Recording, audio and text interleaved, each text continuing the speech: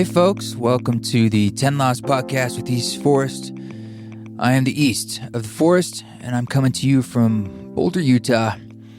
Today I have an episode with Bruce Damer. I think you're really going to like this. Bruce is a super cool guy, someone who just has his interests in a lot of different pies, anything from the origins of life to space exploration and NASA, all the way to sort of meditation and thought experiments and sort of the more metaphysical, esoteric ideas. So he's a real scientist with heart and someone that I've kind of crossed paths with over the years. But I mean, he more was like someone that I knew about and I heard on various podcasts, particularly the Psychedelic Salon way back when I was listening to like endless Terence McKenna talks. If you haven't ever dipped your toe into the luminous field of Terence McKenna, I highly recommend. And the Psychedelic Salon is one of the best places to do that. I actually had one of my first podcast episodes of this whole podcast was with Lorenzo Haggerty, who is a good friend of Bruce's. And I remember this time I was visiting Lorenzo. He had taken the Education of the Individual Soul album, my first record, way back in 2008, and I was a big fan of his podcast. And I sent him the record on an email, and he played the entire record in its entirety as like at the end of one of his podcasts, which I thought was pretty amazing because his podcast series is like old talks. It's not conversations, it's not music, it's like old recordings of like, Timothy Leary or Terence McKenna. It's all the great psychedelic wisdom, counterculture wisdom out there. So Lorenzo really is one of the first people who threw me a bone. And through Lorenzo is sort of how I first was introduced to Bruce's work. And I loved hearing, he was on the podcast too, some of Bruce's talks. And I see him passing around in the world as we speak about in the podcast. So I think you'll enjoy this a lot.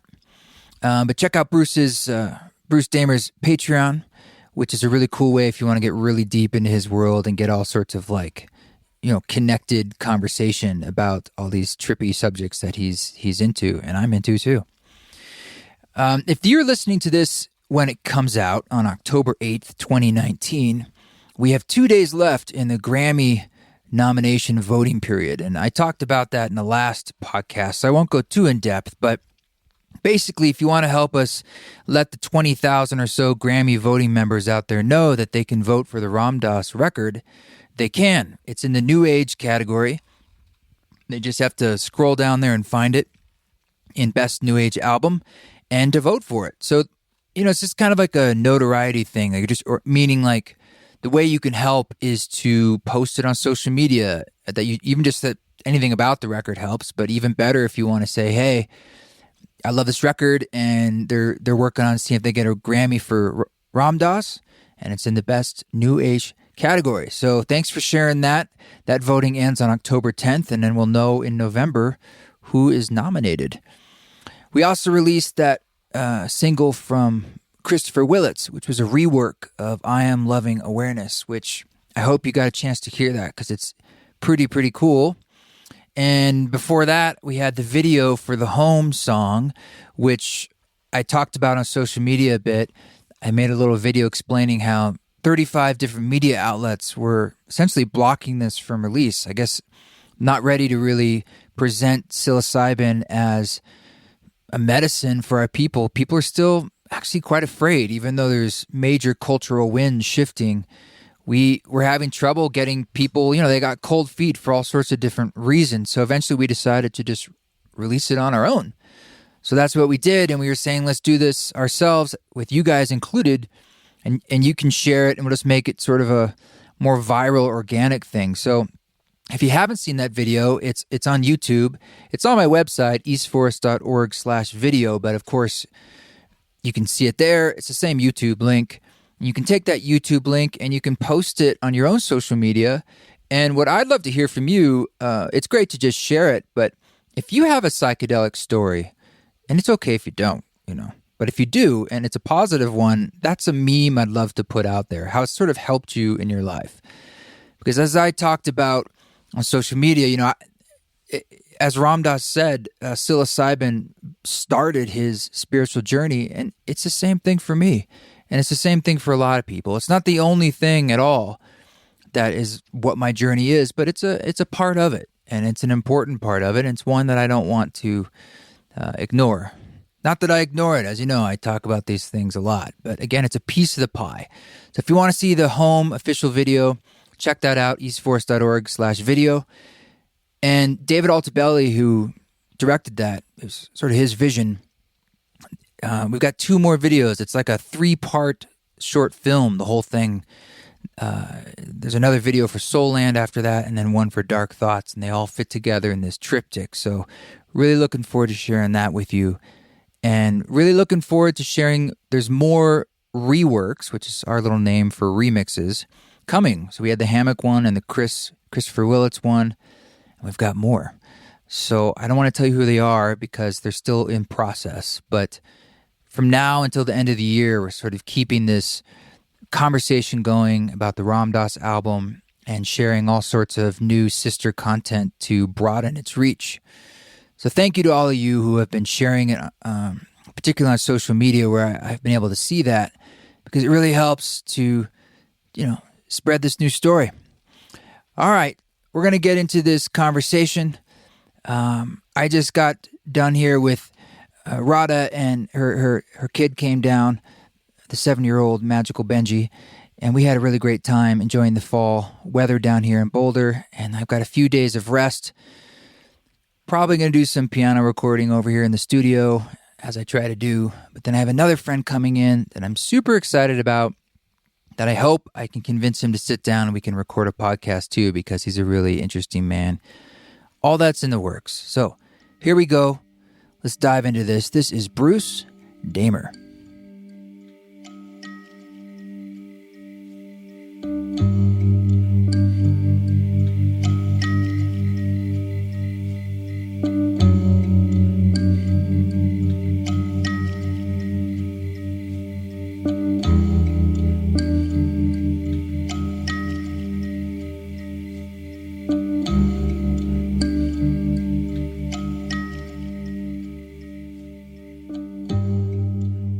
Well, it's funny because I live on some land right now that I'm thinking of building a home into this slick rock, like a cave home. Okay. And so I heard you mention the Gandalf house on something else, and it definitely perked up my ears because I'm someone who also is thinking about kind of an unconventional living space. Can you just tell me a little bit more about what that is or what you're working on and why now? Yeah. It's a miniature house. 800 square feet. It's not that miniature, but it's built to give me a refuge and a wizard's keep up on the hillside as we turn this property into a full community retreat center as well. And that's underway. So it's been a 20-year dream to turn this place into a residential retreat center, a little bit like Esalen, but sort of private and nestled into the redwoods here. And to make that plausible or feasible, I started to build a house a year and a half ago. And in the middle of the process, went to New Zealand to do science, to do our origin of life chemistry at a hot spring. Then I was invited down to Wellington, where I met Sir Richard Taylor, who founded Weta Workshop, which made the Lord of the Rings films, some of my favorite films. And he took me on a 3-hour tour. And at the end of that tour, he took me to Peter Lyon's workshop. Peter Lyon is the sword master. And Peter handed me Glamdring, basically Gandalf's sword that Peter had made for the film. And Sir Richard said, "You took my breath away when I first saw you because you were like the spitting image of a younger Ian McKellen who played Gandalf." So I was dubbed Gandalf the Graying, a little more colorful Gandalf. And so I wrote to them saying, "Hey, would you happen to have in jest the plans to Gandalf's house, the blueprints?" And they said, "Well, actually, he didn't have a house, but he certainly deserved one after all this realming effort to save Middle-earth." kind of what I'm trying to do at the moment. And we joked about it, and then we came up with a design. So it's an eagle's wing with feet in the rock, just like Bag End, and a nest on top, a rookery or an eyrie on top for where I sleep, and it's 3 stories. And right now, I'm painting the scale like cement shingles. I'm painting them multiple colors, so they're going to be a dragon. They're going to be sort of smog dragon colored. I'm doing them bit by bit, and that we're in the last month or so of construction. But it'll be a place where hopefully the Weta Workshop people will come, and some of the actors, and many people will trek there to what probably is officially Gandalf's house. There's no other one in the world. It's amazing. Are you going to do like public workshops there as well? Yeah. So what we've had 9 or 10 retreats here this year, and it's Ancient Oaks is the property. We call the retreat Wildflower with the WYLD, and they've been all kinds of groups have been here. And there's a stage. There's a beautiful octagonal stage up below the Gandalf house, and that's going to be the retreat area for like summer camp and singing and ceremonies and things like this. And just below the Gandalf house, and the main farmhouse is where people are living. It's our version of Esselin's big house. Mm-hmm. You know, it's a very modest thing compared to Esselin, but it's really working, and people are welcome to come. Wow. Where is this? Is this in California, Northern California? Yeah, we're strategically located. We're up in the hippie Santa Cruz Mountains.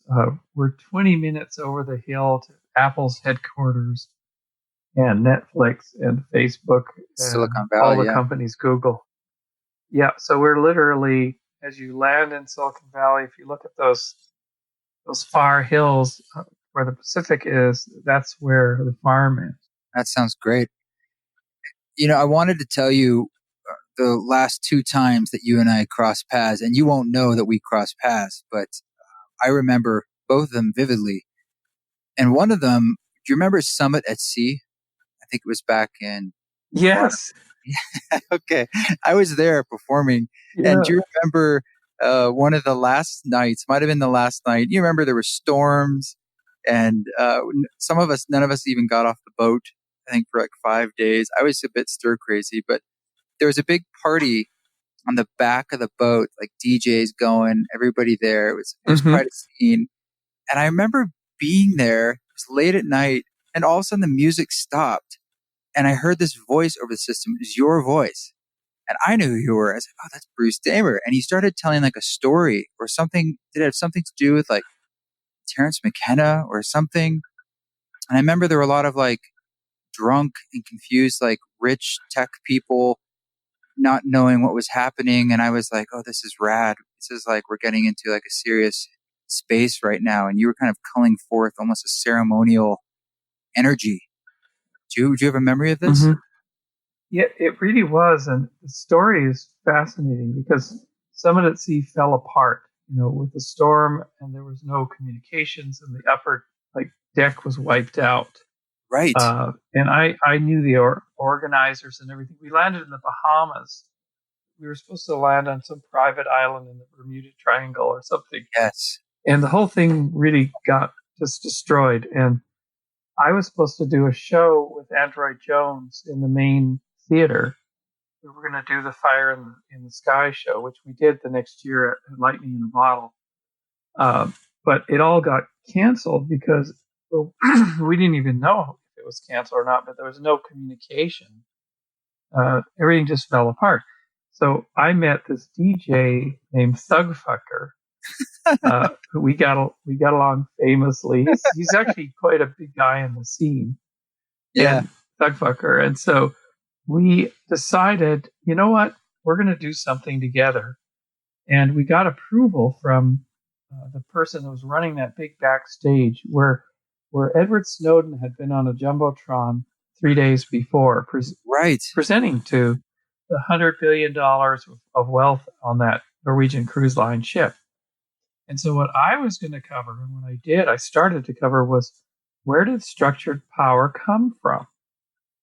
Where did it come from? Where does this hierarchical kind of thing come from that is taking our rights away, as Snowden was describing? So I started to tell the story of Eleusis and the destruction of the temple at Eleusis by the early Christians in 396 AD as the most powerful story you've never heard, because they replaced basically a elixir magic ceremony, purging and purifying ceremony, encounter with God through a magic elixir that we don't know what it was, the Kaikion, that everyone had a right to, an initiation into the light, into civilization, which had been running for 1700 years. They replaced that. They destroyed the temple, the Christians, with Alaric as their heavy mover, the Germanic raider king. And they replaced it with this corporation called the Apostolic Catholic Church, which was a tax levying, book-based, interlocuted, hierarchical corporation. And this is where all this began, out of the classical world, out of antiquity. And it took, it's been 1400 years of this thing, and that there was a kind of Eleusinian return happened in mid-20th century with other elixirs and a breaking out of this hierarchy. And so I was partway into telling that story, and there was a lot of people crowding forward. There's a lot of drunk people for sure. I think there was free booze. But Thugfucker was doing his thing, and certainly it wasn't a drug-free zone, that ship. But anyway, so we were just cranking along, and a guy came up, and I had no idea who it was. And he tried to grab the microphone from my hand. It was a shortish guy. I said, "Hey, there's somebody trying to grab the microphone from my hand." And then I felt the power of the crowd. I felt the anger of the crowd. So I said, "Do you want to hear the rest of this story?" And they all just roared. And then the guy got really insistent.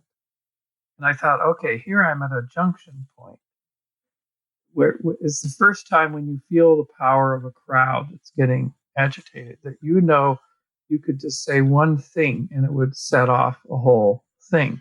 Maybe the guy would get pummeled or something, or there would be a lot of pushing and shoving and just kind of chaos. And I thought I could go that way. And it kind of, in a sense, it was an exciting possibility. And I thought, you know what? I don't know what is going on. The organization's fallen apart. The summit people have fallen apart. Something isn't happening. I'm just going to let him take the mic. And so he took the mic, and then a whole crowd of people came around me and pulled me out of that into the belly of the ship, and included a countess from England and all these people. And there was one person there that said, "I had a dream about exactly what you were talking about two nights ago." There was all this synchronicities, because I was pretty shocked and rattled.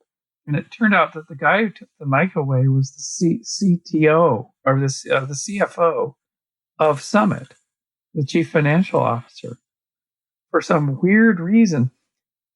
And later on, the CEO of Summit came to me and apologized, like that somehow this had broken rank, and that there wasn't permission to do something like this in this particular thing, but actually nobody knew anything.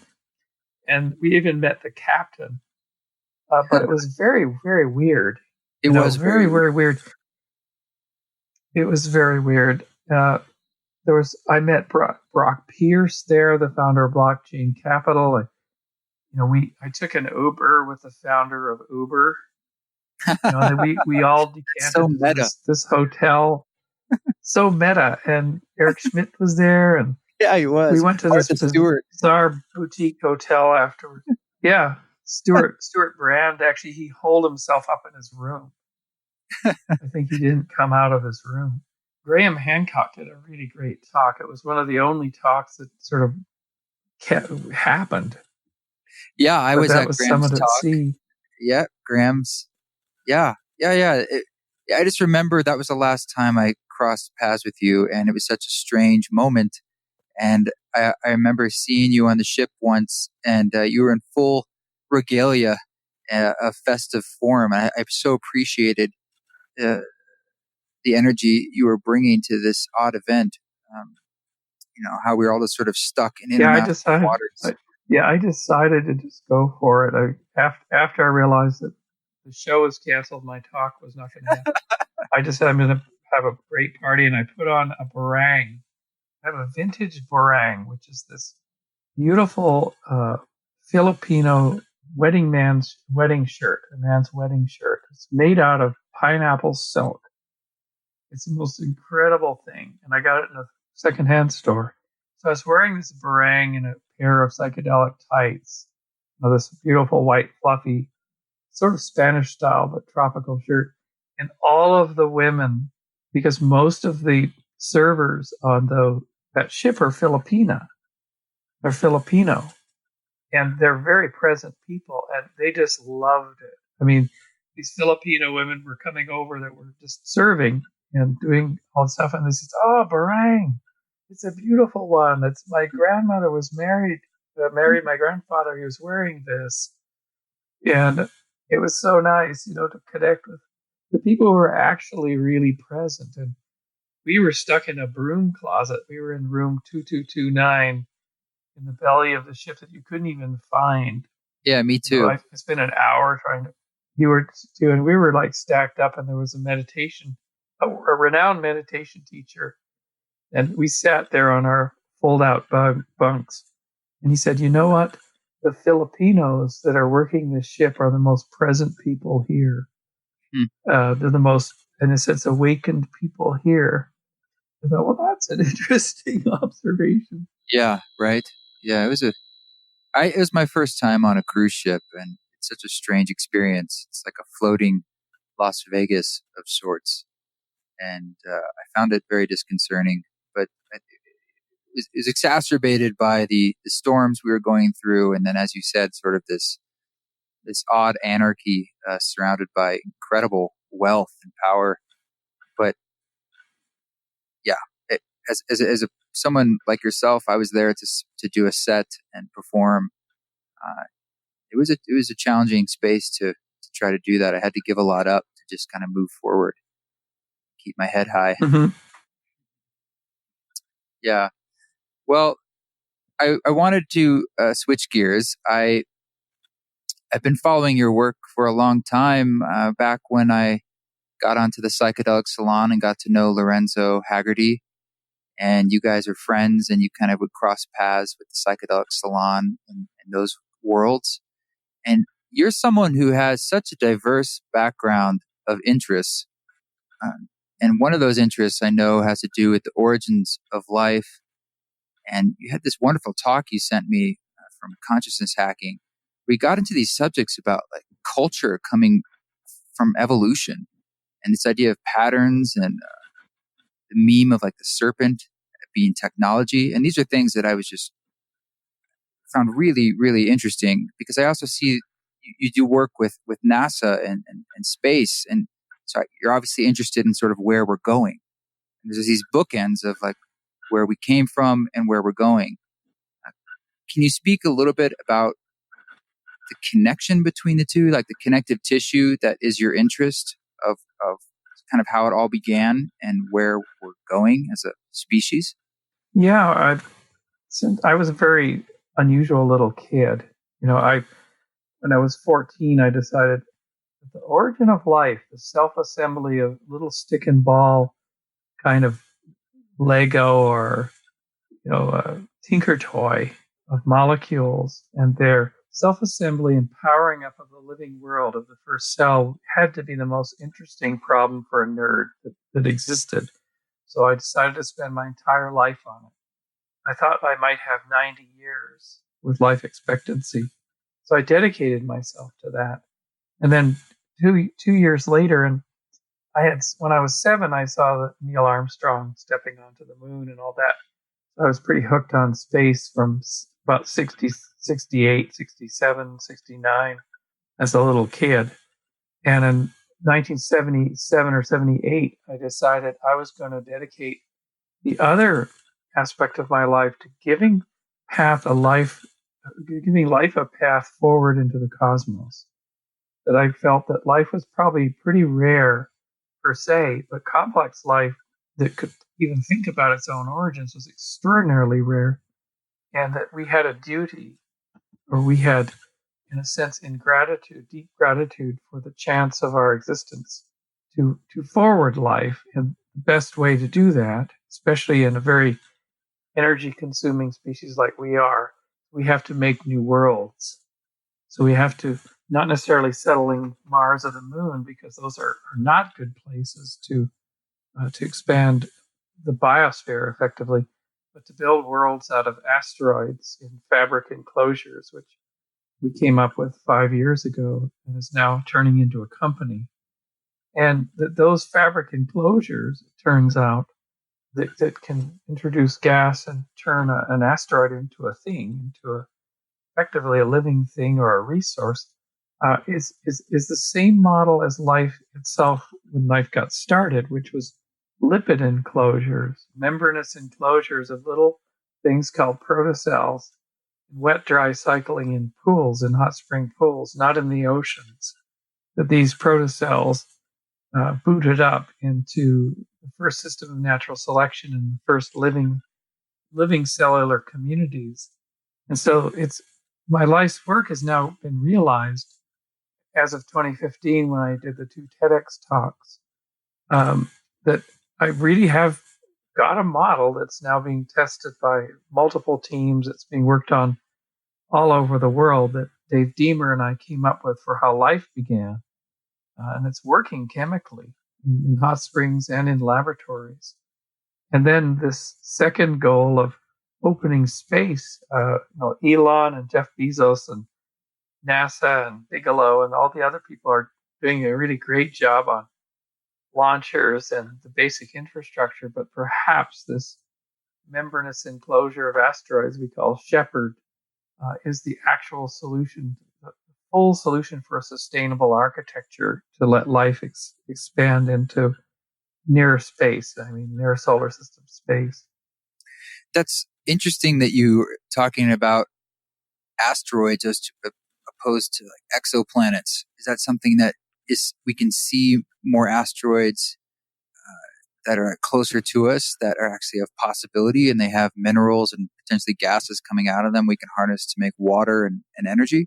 Yeah, in fact, we are made, Carl Sagan said that we were made of star stuff, but we're actually, yes, we are made of star stuff, but we're made out of asteroid stuff and comet stuff and dust particle stuff. So when the Earth had just formed about 4.5 billion years ago, and oceans had formed by about 4.3, we don't know for sure. The Earth was vacuuming up copious amounts of dust in a dusty disk that formed around the sun that had formed the planets. And it was full of organics and full of volatiles and organics and things that you need to start life. And so all of the carbon that's on the surface that makes up our bodies is pretty much all extraterrestrially delivered after the molten solidification of the Earth. So we are made of that stuff. So if you go out and encapsulate it in a membranous structure like a balloon, think of a helium balloon, put a gas in, you get a reaction with the surface, and you could pull water out or pull methane or CO2 out and make fuels. You could pull nickel and iron out with gas and 3D print parts without having to grind the material up and do smelting. I come from a smelter town in Canada, so I know how complicated that is. You're not going to do traditional mining in space ever. But then the third variant is you find an asteroid it's a big chunk of ice with a lot of rock in it and carbonaceous material. You just melt it into a globule, maybe 1,000 feet across, and introduce biology, algae, and whole ecosystem. And like one of those glass globe things that contains an ecosystem, you can create a small world And we can build the large megastructures Jeff Bezos wants to do, the O'Neill colonies. We can do that, and we can take the pressure off the earth and give a place for us to expand, because we're going to consume everything here. And we're going to make the climate a little more challenging, and we're going to have other options to grow. Because if we, as Stephen Hawking says, if we stay completely it's sort of kept on the Earth, if we don't expand into space in the next 100 years, we won't survive as a species. That's his statement, anyway. Yeah, and the criticism that's levied against the idea of us being a multi-species planet is that it's a Tower of Babel. Like, until we find our right ways as a people, we'll just continue our consumption somewhere else. We might be putting our fingers in the dam, but we're just extending our time period. And what do you have to say to that? I mean, or is it just sort of more? Is it more inevitable that it's sort of like we will be multi-species, multi-planet species? We'll be sort of multi-planetary or multi-colonial. Throughout human history, we have shown no predilection to reducing our consumption. So, for example, Mesopotamia 3,000 years ago, where the Sumerians, or 4,500 years ago, the Sumerians invented irrigation, and they just totally destroyed the Tigris-Euphrates Valley for agriculture because they salinated the soils. And then peoples of that time moved. And we've been progressively using up resources everywhere we go, and there's very few cultures that didn't do that. The Aboriginal peoples of Australia didn't do that, but then their culture succumbed to a more rapacious European culture, just as the Maori would have displaced an earlier. So the warlike consuming cultures tend to win.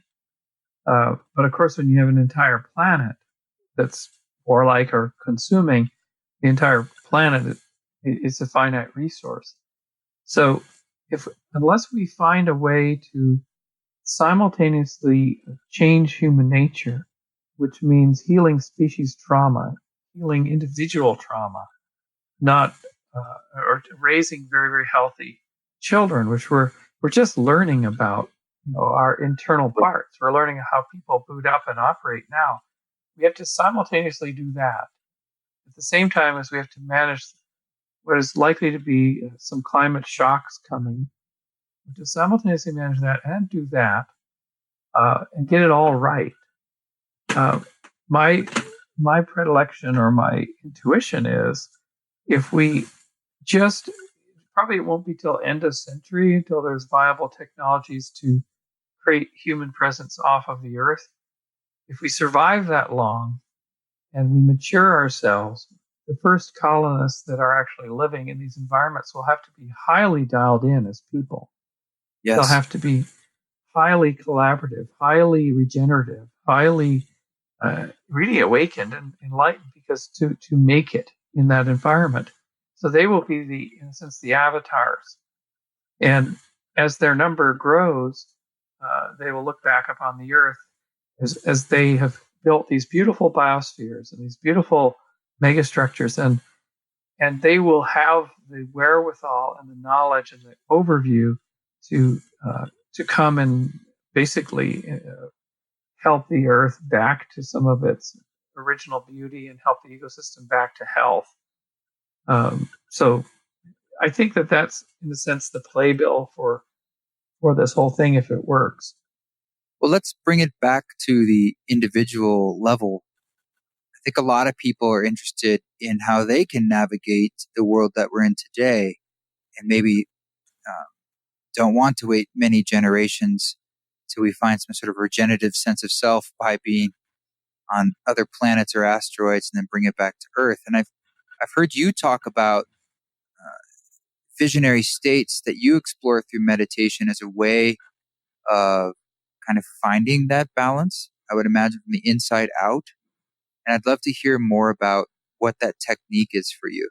It's It's very interesting because listening to your absolutely wonderful shows with Ram Dass at his retreat, Ram Dass really sums it up. I mean, when the little demons or the little hurt selves or the little depressed ones or the negative thought comes for Ram Dass, he does a mantra where he says over and over, I am loving awareness.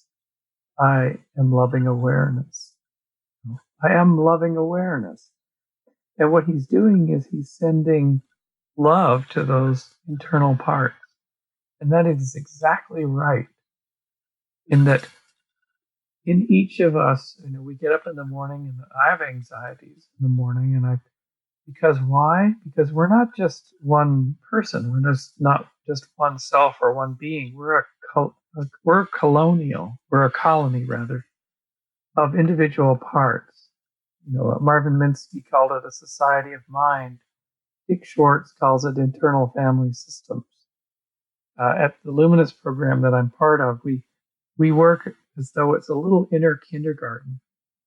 And there's some parts that are wounded, that are protected by protectors to keep the wound from getting hit again.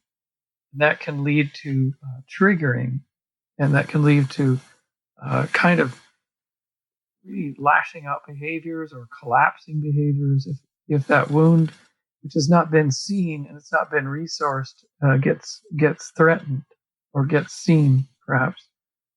And so all of this is like a complicated operating system inside of us. But where Ram Dass is saying is for each of those parts, it's not about exercising demons. It's not about kind of doing psychotherapy or taking drugs to knock out a feeling. It's actually looking at the feeling as a loving being, a loving awareness, almost like a parent, and giving it love and attention, listening to it and saying, hey, oh, you don't feel well. What can I do to help you? And so there's a junction point for humans that we're coming up against. And this is the whole of our species, the whole of our history, where a feeling comes up. We could become that feeling and say, I feel like shit today because this feeling came up. I got out of the bed on the wrong side of bed. Or we could say, no, that's a part. What is going on with the part? Let's resource it. Let's pay attention. Let's send it love. Let's listen to that part. So if we are that loving awareness, if we are the separate being, we have transcended operating from those parts in that little kindergarten. And so I think that that's what Eckhart Tolle talked about in A New Earth, that in fact the pain body, which is now understood to be a sophisticated system of interacting parts. Some of them could be a hysteric wound or a masochist process or a sociopath process, or all these things is sophisticated. The pain body is non-trivial and it's intelligent. That it's the awareness of that in oneself and then in all of everyone around you, in organizations. They're carrying a pain body, perhaps. Certainly, lineage groups are. They're all carrying those little wounds or that little inner kindergarten. But being separate from that, being the Atman, being the Brahman, being the awareness, aware of itself, is perhaps the junction point we're now at. I think that's really the starting point of our rebirth or our regeneration. Yeah, the awareness, being aware of itself, is really the main show in town. Like that we can even have that ability just to even talk about it right now. Like you said, after these billions of years of the earth and the universe.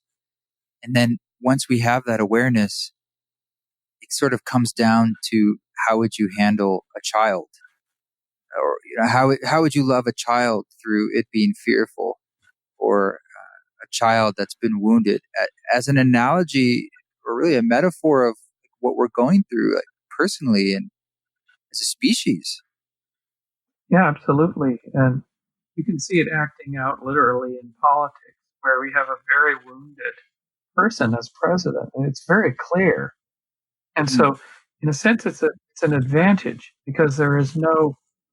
He basically just comes from triggers all the time, and wounds from the terrible things that he experienced from his father. And it's just absolutely clear he has this deep process, and you can effectively scan his system and have empathy for it, and you can actually absolutely predict what he's going to do because the parts they can be they're triggered and they start doers and managers and he tweets and he has no handlers. It's just bare naked him. So he's a great teacher in effect of this is what a wounded person can be like, and it's a sort of an example of a raw wounded individual out there that everyone is watching and deciding, is this the kind of leadership we can afford at this time? And most people are really saying, with the crises coming, we can't afford this kind of thing.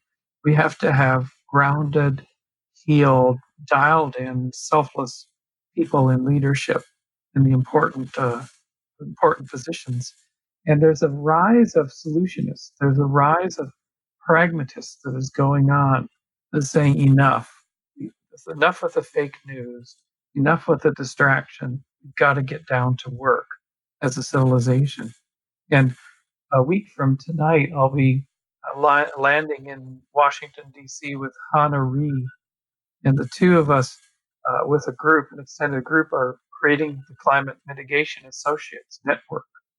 And we're going to meet generals and admirals from the Pentagon and others in the D.C. area to do a read on what keeps them up at night. What are the big projects that need to be done?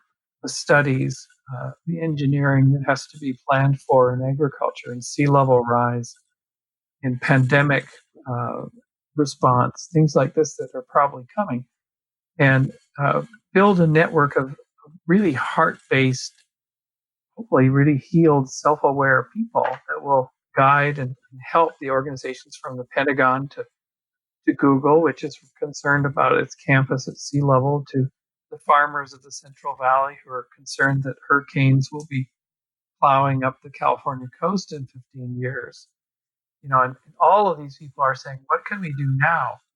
And so, in a sense, level heads, solutionists, pragmatists coming to the fore with solutions to help preserve this. We don't lose our civilization. We don't go to an enclave system of city-states and let the rest drop, which Hollywood and sci-fi depicts now and then.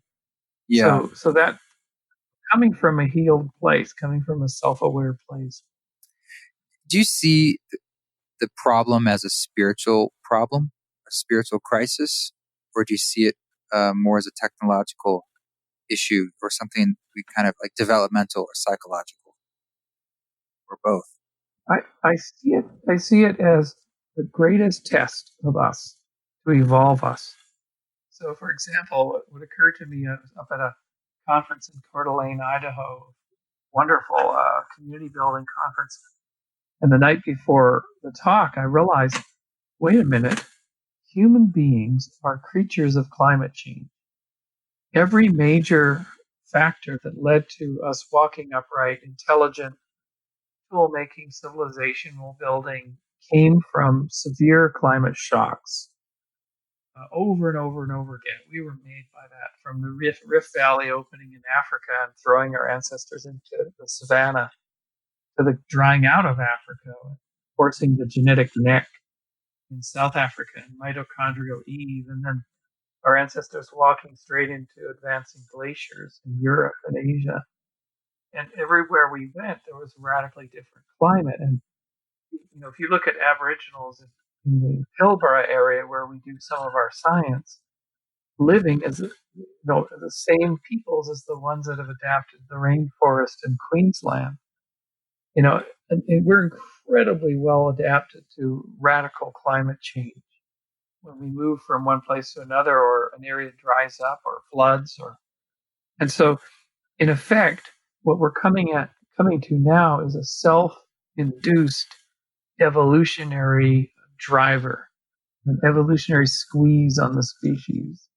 But we are really prepared for this. We're pre-adapted. That's what the evolutionary biologists would call it. We're pre-adapted for this.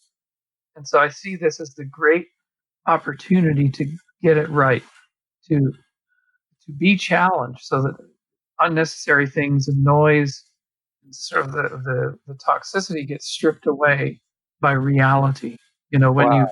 when we have an earthquake here in the Bay Area, people actually come together in community, and the separation drops. And this kind of thing, it's our opportunity to grow up and to evolve and to take all these tools and build ourselves a 500-year runway to really get it right. It's like our collective unconsciousness setting the stage for the crises that we need in order to take the next step. We're dreaming it up. Yeah, and then setting it, making it happen.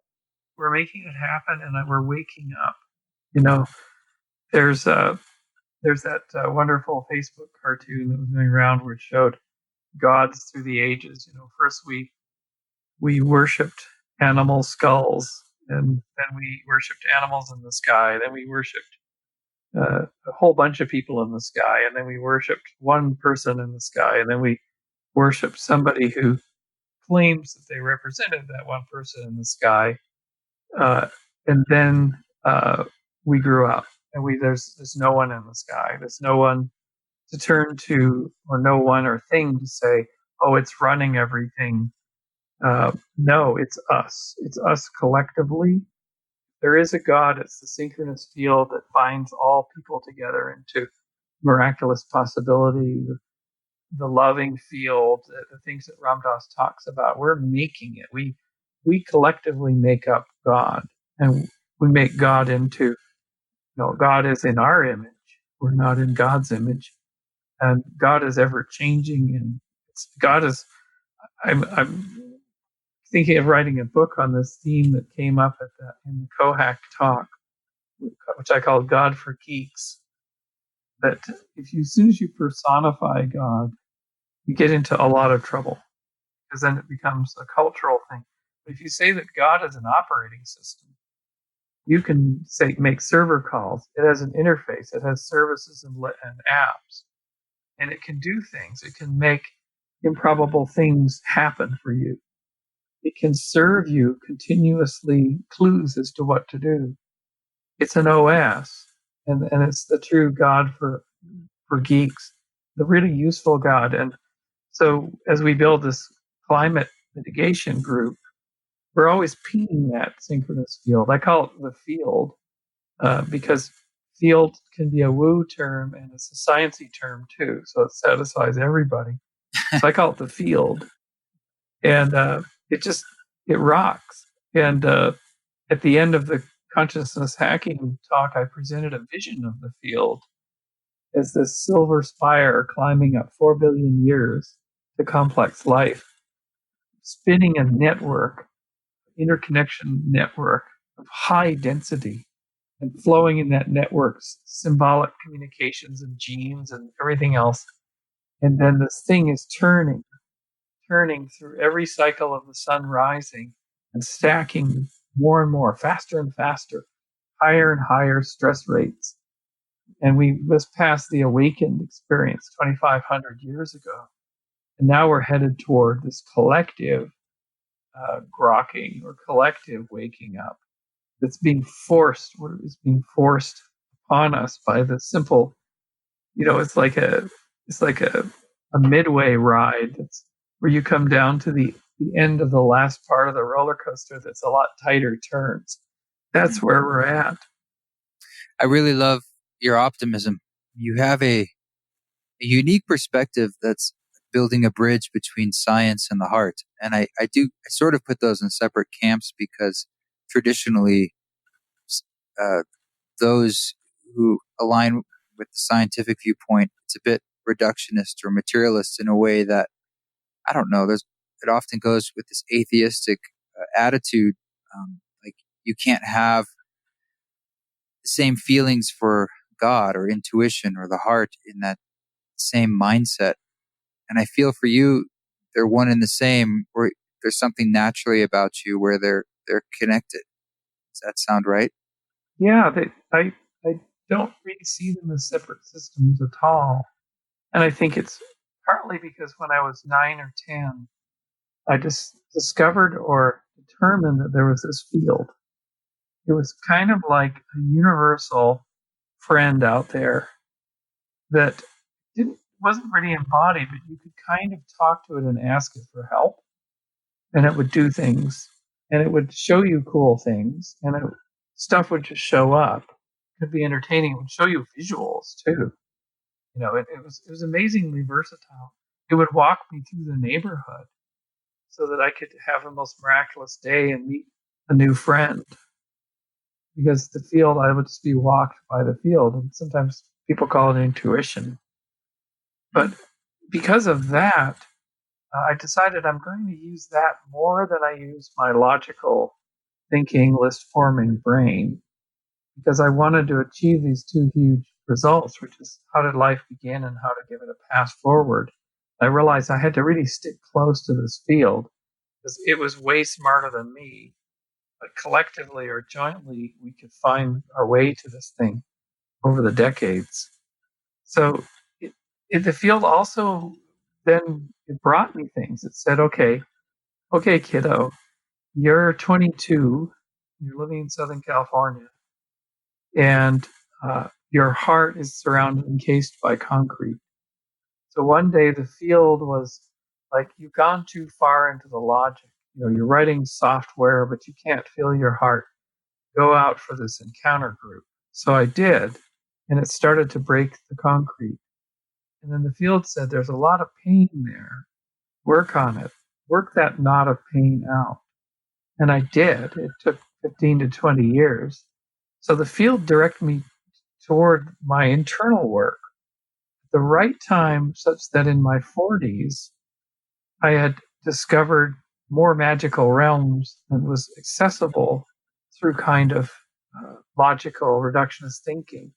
Those magical realms, partly for my own healing, became access points for massive insight into dialed in reductionist problems. So I was able to make breakthroughs by going through the heart, through the healing, into the magic, across that liminal ridge between the sort of magic, mundane down state and the full on roaring magic of a delivered vision. And I could go back and forth across the ridge. I could sit on that ridge and I could apply something to both and cycle through them. And then I became very versatile. I could actually tackle the hardest problems and come up with these beautiful, elegant solutions and be guided all the way to the conclusion, all the way to the science and the major papers and the recognition that's now coming. So it's without going toward the heart, without going toward magic, as Newton had done, as Crick had done, as Carrie Mullis had done, as Einstein had done. Einstein was a full-on mystic. Those guys went there because they knew that was the space that they could bring the greatest invention or discovery back from. How how would you describe to someone else that they could get in touch with this field or cultivate this ability to tap into that source that you developed so early on in your life? I think it's just paying attention. So here's what you can try for these forest listeners out there. If you have, clear your mind, maybe do some Vipassana or do a practice as a yoga or breathwork practice, and then put a clear request, a clear vision of something you'd like to achieve, something that's a little challenging. Meet so and so can teach you the best piano, or get that Burning Man ticket and car pass. It's the wrong time of year for that, but things that are a little challenging, and put it out there, and put it out with a clarity of your heart and the wish of your mind, but without a confusion, without a sort of like, I have to have this, or I'll never amount to anything. Without worry or anxiety, just a pure, beautiful vision, almost like imagine it in its beauty completed, like that you're playing the piano, you know, in a beautiful way. And then wait, uh, hold that vision carefully. Keep sort of asking about it, and then within weeks to months, you'll get the first little sign. I call it the marbles roll down into the values of probability, and that's your first step, and you'll know it when you see it. It's like, wait a minute, there's this guy playing at the local club from Cincinnati who's actually playing the style I love. He's one of my favorite people. I'm going to go to that club. Nothing's going to keep you from that club. And then you have this sense, oh, I could go backstage. He'll probably hang out and talk to him, and you do it. And that's your first thing. You picked up the marble, and my gosh, the next marble's easier. The next marble now comes down that valley, and because the guy says, well, here's where you can take lessons of this different style and go talk to this person and watch this the way this guy does it, because it's all about the way you hold your breath, and it's all about your intention. It's not about figuring out the sheet music. It's something else. It's coming from somewhere else. And then you just keep going. Those marbles will keep rolling and rolling and rolling. And by gosh, you have the intention of doing that. You pay attention to the little marbles that come your way, and you take action. You pick the marbles up. And you'll find yourself in a valley of probability, of improbability, of playing beautiful piano, in 3-4 years. It takes time for the server to respond, but it's always worked for me. And many people I meet have the same kinds of stories. It's sort of the combination of intention and attention. And then action. Yeah. That's really beautiful. I love that a lot of it has to do with just paying attention for you, because I also think like your attention in general is what everyone is vying for. Like there's a currency to it and there's a power to it. That it's what all the like digital companies are trying to capture. And it's sort of, that's a code that's cluing you into what you can do with that tool beyond paying attention to what website or app or what it is in your life. But as you said, you kind of get to that clear state, and it's like planting a seed. And then your job is to pay attention to the signposts and the clues and the breadcrumbs, in a sense. Yeah, and what I find is very, very helpful is first thing in the morning. Of course, I look at my phone to see emails, and that gets my head going. But I do breath work. So I do sort of yoga stretching, and then I do pranayama breath work. As soon as I take those first deep breaths in, guess what happens? All thoughts go out of my head.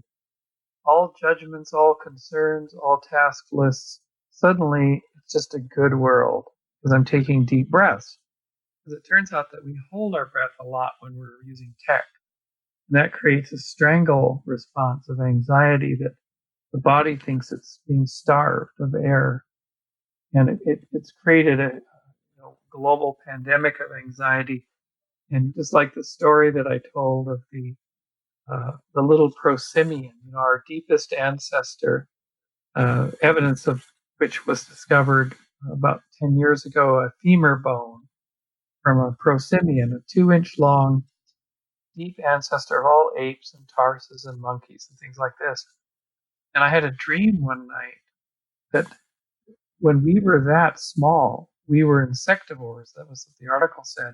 But we lived in community balls. We lived in tight balls at night for warmth. And that there was one particular individual in one of these balls 60 million years ago. And I called her Overdrive. And she would peel herself off the outside of the ball. She was the teenage prosimian. And she would climb out on the rainforest limb while everyone else is still asleep as the dawn is coming. Because why? She sees a globule of tree sap. Because we're insectivores, we eat insects for for protein, we eat leaves. For carbs, and we crave sugars, which is the burger, fries, and a shake diet. But so she's craving sugar. And why? Because it opens her mind. It, our species always craves a high. So she gets to the globule of tree sap and starts to suck it down. One eye checks out the community because if they see her taking this, she'll get busted. It's community property, and she'll get super high on this. And one eye looks forward on the limb, and through the dawn sees a patina of squares across the limb of different colors. And she doesn't know what it is. And then suddenly it all moves. All the squares move. And then she realizes, or doesn't, that this is a tree serpent, the greatest predator on our ancestors. And if she snaps to and realizes its danger, the head that's just under the limb is going to try to snap her down, will miss, and she'll go back and make her double and the double of her double. And that this process happened trillions of times. So it was a quest for the elixir out at the edge of danger. And then it was a realization, a processing of that. And that gave us vision, that gave us pixel vision so that we can actually look at screens. We can write books. We can drive cars. We can do things other animals can't do with patterns. And so because we can look at screens, it both mesmerizes us. So when, like right now, I'm looking at the mesmerizing pattern of this waveform going across in Zencaster, and it's mesmerizing, and it causes me to kind of focus and hold my breath a bit, and it causes me to become a prey animal. It both informs me and turns me on, but it is also extracting. So this tech is a serpent that we have made that coils tightly around our civilization and is extracting from us when we are prey, when we are anxious, when we're holding our breath and holding ourselves. But when we use this to snap to create movements, to create companies, to create awareness amongst others, then we survive. And so this tech weaving around us, the serpent of tech, is the very, very intense force that's evolving us to the next level. But it's always been with us. That's why we jump when we see snakes or any snake pattern. That's really an amazing way of seeing this whole journey, this evolution of the human. And I love the idea of the technology as a serpent, that we also can use the serpent as this tool.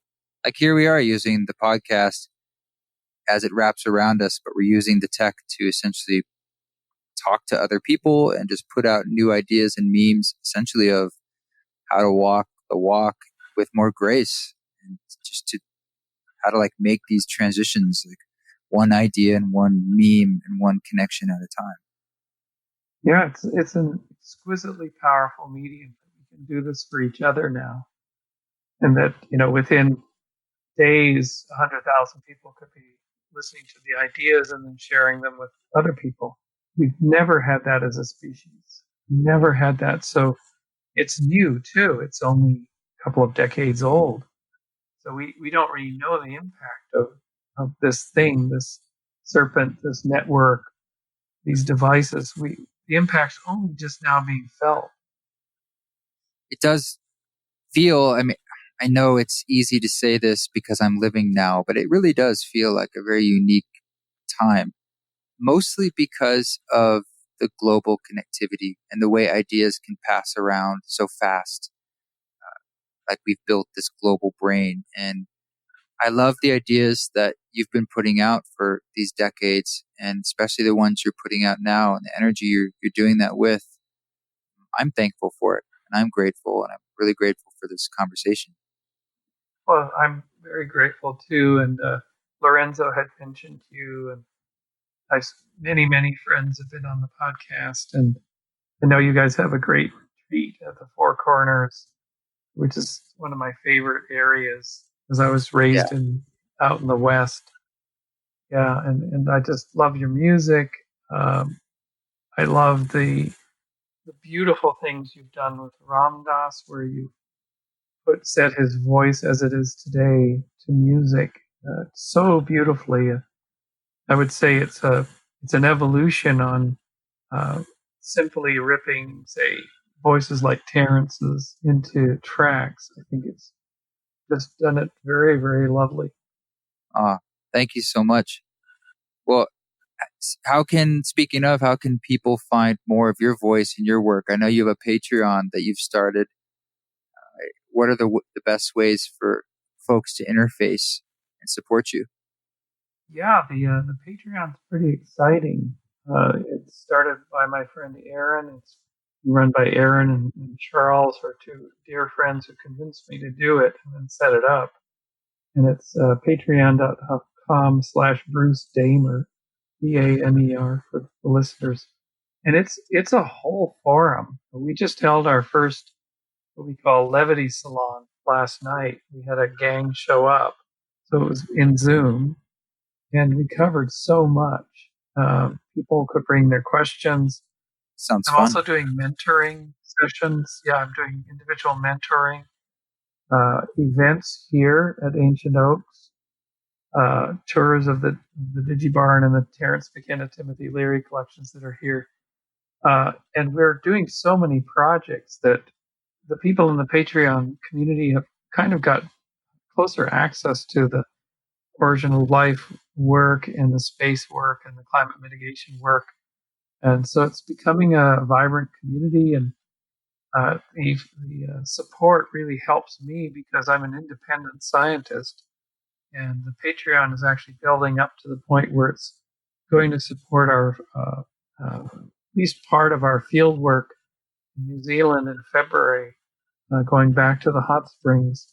So, I'm going to write a nice chap book this fall about my interactions with Terence McKenna and some incredible insights and delightful things that happened, both when we were interacting and then after when he passed. And Lorenzo and I worked on recovering him from cassette tapes, and I had numerous encounters with the man uh, from the ethereal realm.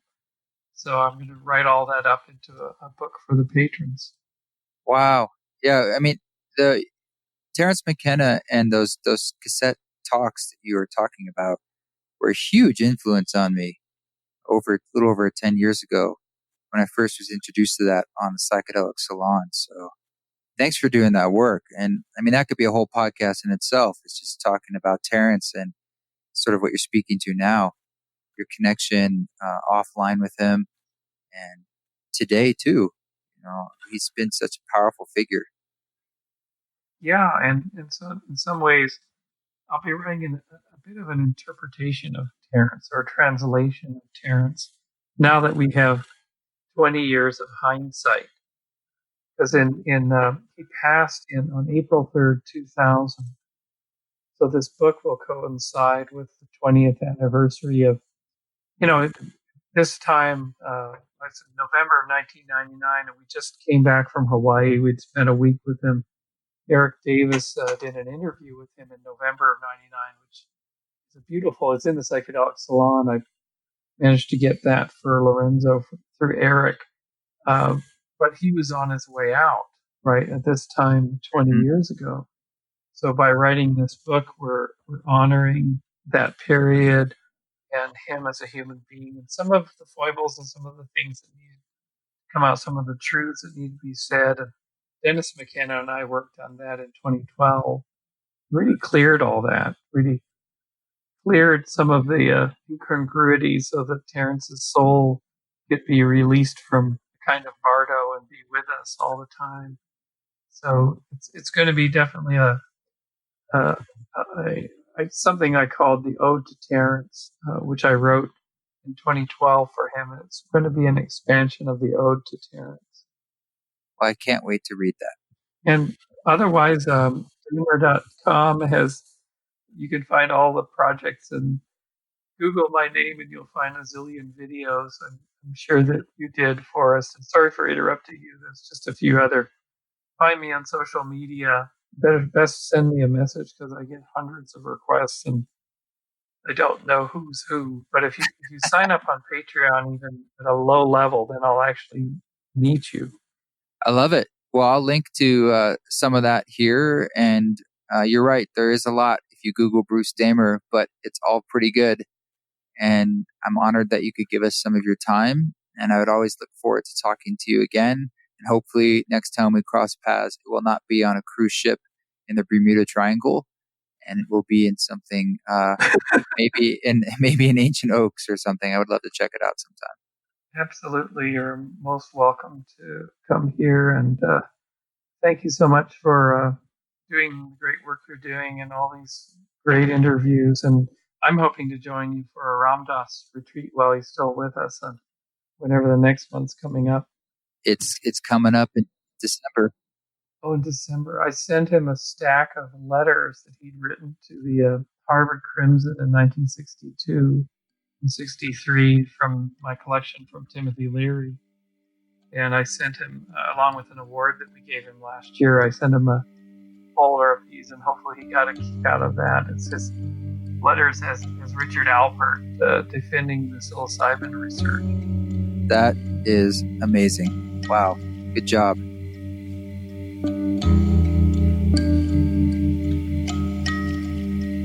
All right, that's Mr. Bruce Damer. Thanks, Bruce. Super fun to finally get a chance to connect with you. Such a sweet man. And I'm really looking forward to checking out this retreat center, Ancient Oaks. This music that you're hearing in the background is a track called Always, but it's an edit version. It's going to be coming out in 2020 on an album called Spores, which will be excerpts from the Music for Mushrooms, a soundtrack for the Psychedelic Practitioner album. That'll be coming out on digital and vinyl. So we're actually finalizing the artwork, and that's sort of why it's on my mind right now. But it's going to be a really, really beautiful vinyl. I think it'll be like my favorite Sunday morning type music. But I'm sure you'll all find different kinds of uses for it as well. If you're enjoying this podcast, can you please give it a review, give it 5 stars, give it a little written review on Apple Podcasts in particular. And of course, sharing it and sharing episodes on social media or emailing it to your friends makes a big difference. We're edging our way up there on the ratings. Thank you. Going to cross 100 soon, which is a nice milestone. And it really helps me to be able to get cool guests on the show and give some legitimacy to the podcast and help others dive into it if they're thinking about doing that as well. Okay, folks, you can always reach me at info@eastforest.org. And you keep walking your walk. I'll keep walking mine. Don't take any shit. But if you do it with grace.